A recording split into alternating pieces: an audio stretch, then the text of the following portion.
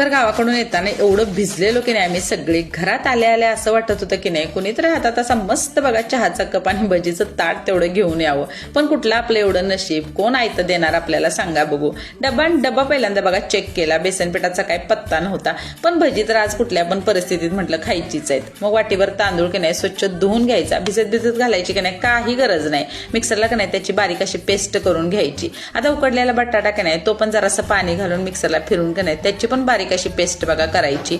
मग हे दोन्ही की नाही एकत्र करून चांगलं फेटून घ्यायचं. त्याच्यात मग चवीपुरतं मीठ, जिरं, मिरची आणि फक्त कोथिंबीर घालायची. आता आईने येताना की नाही बऱ्यापैकी भाजीपाला मला दिलेला, पण त्याच्यात काही कोथिंबीर नव्हती. आता अशा वेळेस शेजारी नाही तर कोण कामाला येणार सांगा बघू. सगळं चांगलं की नाही फेटून घ्यायचं हलकं होईपर्यंत आणि गरम गरम तेलात की नाही मस्त याचे भजे बघा तळून घ्यायचे.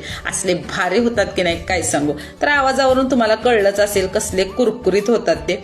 फक्त तांदूळ आणि बटाट्यापासून एवढे कुरकुरीत भजी होतील कुणाला पटणार पण नाही. चांगले बुट्टीभर केलेले मी, पण सगळेजण चांगले तुटून पडले बघा याच्यावर.